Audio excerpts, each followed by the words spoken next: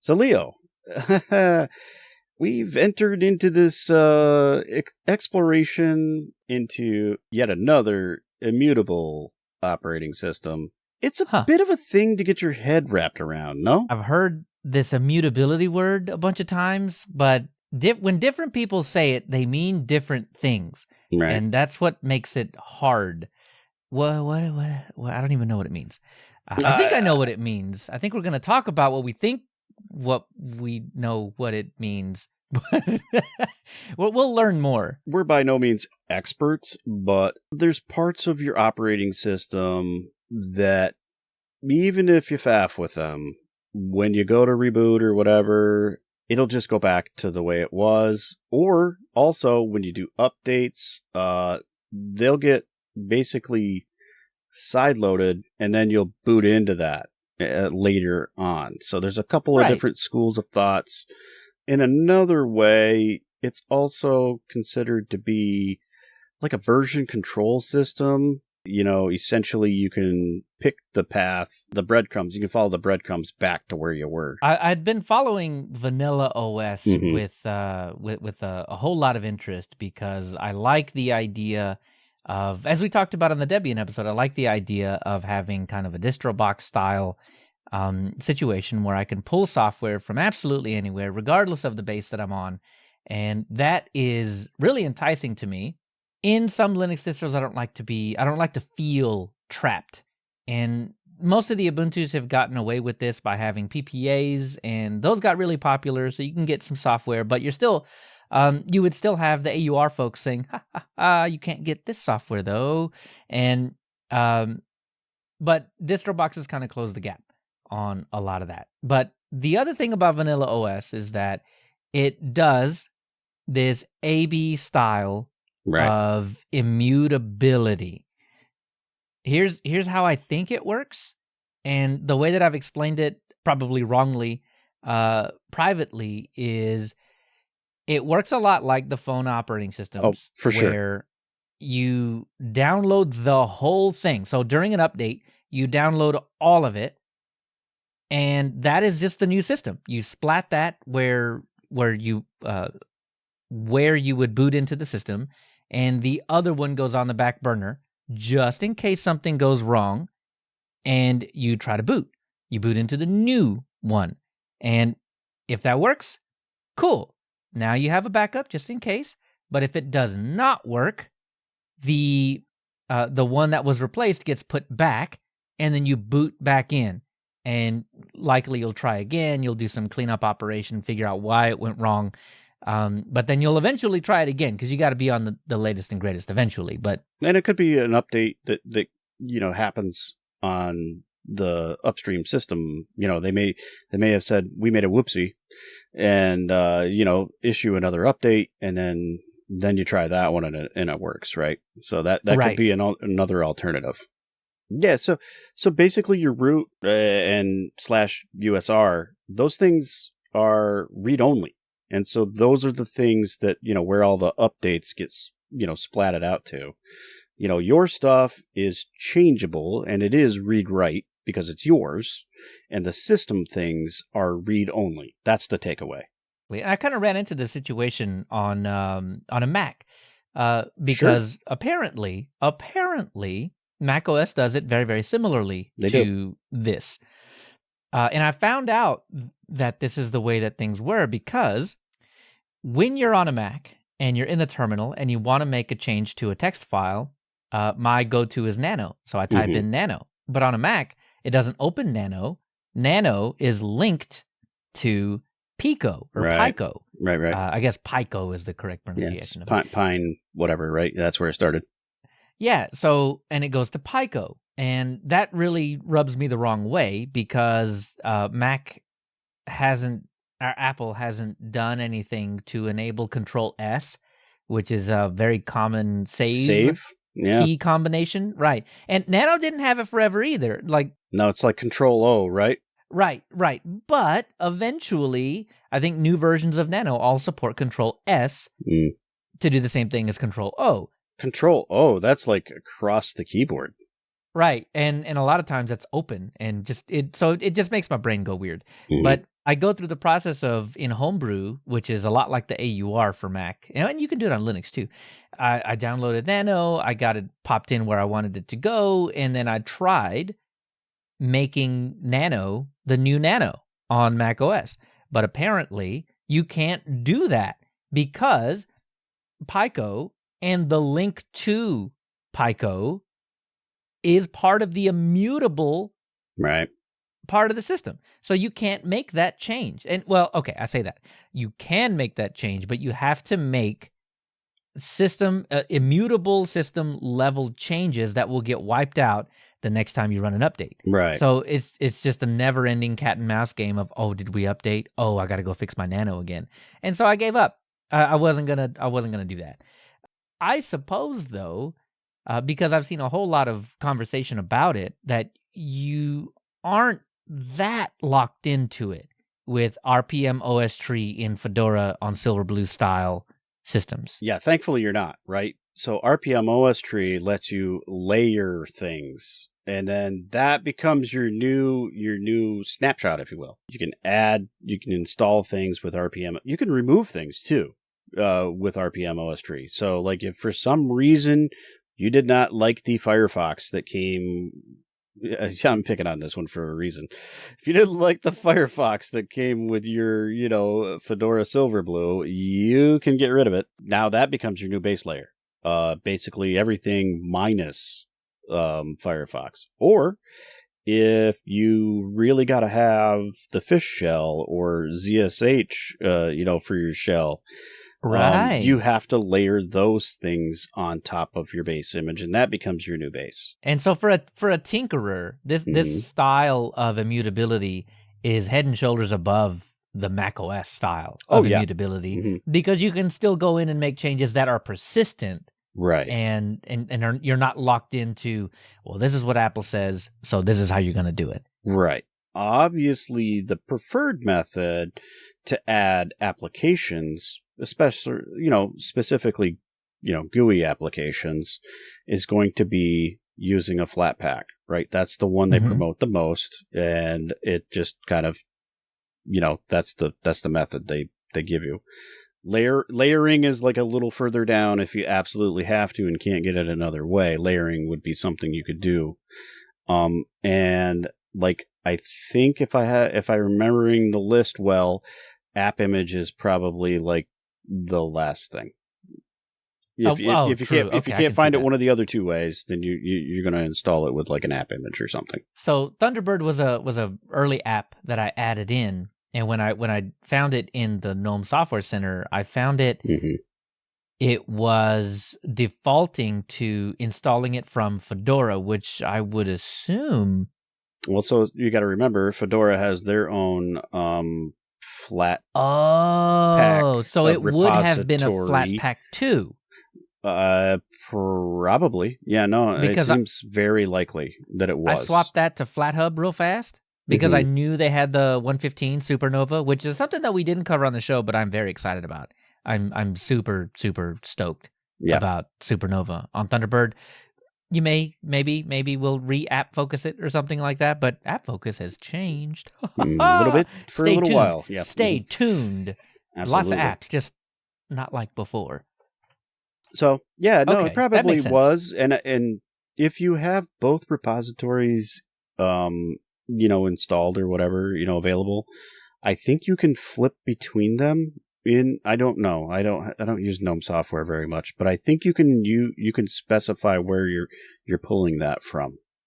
I think. Cool. I'll have to look into Firefox because Firefox was automatically there, obviously, because it's Fedora and all that. That's on the base image, so that's not a Flatpak there. Yeah. So that's in the base. Anything on the base. Oh, see, now this is why I like that we're talking about it like this now, because there's so much that I don't know when it comes to how this stuff works, and over the next couple of weeks, between now and the next episode. I'm not an expert, but I know a thing. We still won't be experts by the end of it all, but I think we'll know a whole lot more about it. Okay, so I think I know what you were talking about with the whole Firefox thing. Yeah. So the Firefox from FlatHub does have those things built in, right? Like the H.264 and the... I think it does. I'm not 100% of that, but I can see why the we'll one that's report back. The one that's on the base image, pretty sure does not. So if there's one that you may want to get rid of, that might be it. The other thing is, I think you can go at it another approach, and you can add the extra H.264 stuff, add it to your base image, and go that route too. So I think there are a couple of options from what I know, but I haven't experimented with it myself. A lot of the H.264 stuff, because it's not free and open source software, is going to come from RPM Fusion. Is possible to add other repositories. That's also kind of frowned upon too. So I don't know. Okay. All right. So they're not going to restrict you like Apple, but they're going to look at you weird as if they were. Probably. I don't know. Ultimately, it's Linux. You got your choice. You can go the route you want to go. It's just they're going to give you some guidance as far as what they think is the best practice. So, I mean, if you're new to it, it's probably not a bad idea to follow the best practice guidelines. Oh, and I agree with that. That's totally cool. But there is, just like, Dev1 exists and anti-system folks exist. Oh, absolutely. Right. Like there is going to be a vocal minority of people that are, this is not the way that we should be moving, the way that we should be moving. And this is going to kill Linux and all of that kind of stuff. So I don't know though. I'm not nearly in any way, shape, or form that pessimistic about this. I like the way that this is going because it does kind of give you a bit of a guarantee of boot stability, if nothing else, so that you're never stuck in a situation where your computer just won't boot up. Right? It just boots up in the old version, which is cool. I'm totally on board with that. Yeah, and then like if it's your own fault because you decided to layer some package on there that wasn't it's the a safety thing, catch. Yeah, no, like if you decided to do that and shoot yourself in the foot, you can recover from that. So that's pretty great. I'm super stoked about that. This is actually something that I'm really kind of excited about. I can see why there are folks out there right now that are, this is the new way. This is the future of Linux. This is why and how it's going to be. Just give it 5 more years and you won't have many traditional Linuxes out. Okay, we're running Gen 2 out here. So the traditional Linux will live on forever. But, the stuff that people might buy off the shelf won't be a Gen 2. It will be some kind of possibly an immutable system like this. Well, hey, guess what? Newsflash. The most popular handheld Linux device that's out there right now, that works that way. And it runs Arch, and it does the same things. So it downloads, oh my gosh. It's immutable, right? You can't mess with it. You can layer on some stuff, potentially, if you wanted to. This is the kind of thing. Remember, it wasn't even a year ago, I don't think. Remember the grub thing in Arch, where if you weren't paying very close attention to the changes that were coming down, you were going to get bit by this, and it was an almost unrecoverable kind of thing. And even if you could recover, rolling back was still the better choice. But if you didn't have a way to roll back, right, then you were really kind of in a pickle for a little while. So, all that to say, Steam has one. Valve has one. Yeah. Are there other Arch-based immutable systems? Right, I forgot Blend had switched, bases, right? So Blend is Arch now, yeah.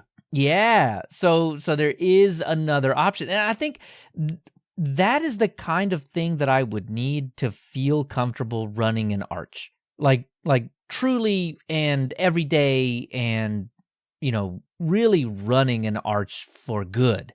Right. I would need, ButterFS is great. The snapshots are great. I think that's probably the baseline. But I think having the AB immutability and being able to just say, automatically rolling you back to the last known working state.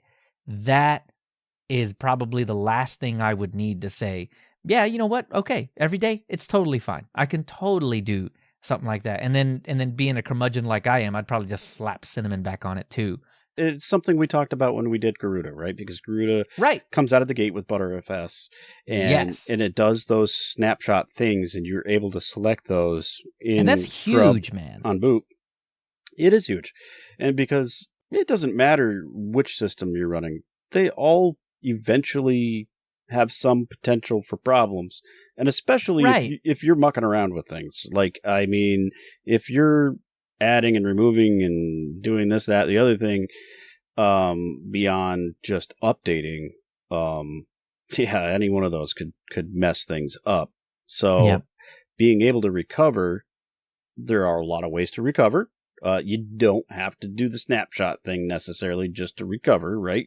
We've all gone through different gyrations to, that's what backups are about, right?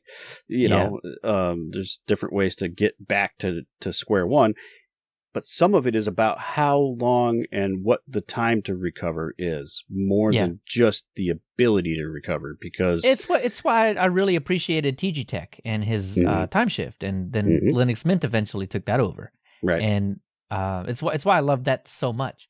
I'm glad a way to recover from catastrophic failure exists. And now we have immutable systems that are, you can't touch these parts because, if you break these parts will make your life very uncool. They break you. Yeah, exactly. and then now we have the AB thing, which is just, I think, the next step toward having just really stable systems that you don't have to worry too much about. You can do your routine maintenance on them and not think about it too much. And if something breaks, oh well, move to the previous one and then try it again. So it increases the it makes a better user experience, and it increases the ability to recover in a more timely fashion. So it addresses all of those things pretty nicely. Dan, I don't think we've talked about it. We said we were going to do a Silverblue something, a Fedora Silverblue immutable something, but I don't think we ever revealed which ones we were going to do. Nope. So what did you land on? So I landed on Parisi. I think that's how we say this. It is the Sway immutable variety, and it's an official one, and so that's the one I've settled on, is the one that's Sway, which Sway is i3 but Wayland. There it is. Okay, yes. Very cool. So I decided to go way off the beaten path. My intention is to really see if the immutable thing works. And I'm now running experimental software. Nice. We're just gonna go down that path, man. And so there's a side project that is not an official Fedora Silverblue something. It is called Sodalite, and it runs the Pantheon desktop, which I know on more than one episode I have sung the praises of the Pantheon desktop, or just elementary OS in general. I love the way that I like their eye. Nice. Yeah, it's nice. For what things look like and how they should behave and all of that kind of thing. So the Fedora version of that, but on an immutable base, which means that running experimental software, in my mind, right? This is my thought process. Running this type of experimental software on top of an immutable base like this means that I'm taking less risk? ? Well, you started with GNOME? I did, yes. I started with the regular one. I started with the... like, if for some reason the first time you switched, you could switch back, right? Yeah, it didn't blow up. So, I mean, it just straight up booted me into Pantheon. It looked and felt a whole lot like elementary OS, though I know the packages underneath are different. I know, elementary OS isn't immutable, but it seems safer then. It is. It's a cool experience, man. I've kind of enjoyed it. We're going to revisit this next episode. I'm really kind of excited where some of this stuff has taken us, and we might be a little more informed